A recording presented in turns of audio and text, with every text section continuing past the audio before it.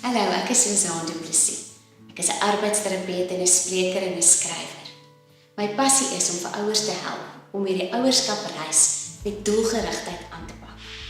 Vandag gesels ons bietjie oor rotine, die belangrikheid daarvan en hoe om rotine deel te maak van jou elke dag se lewe in jou huis.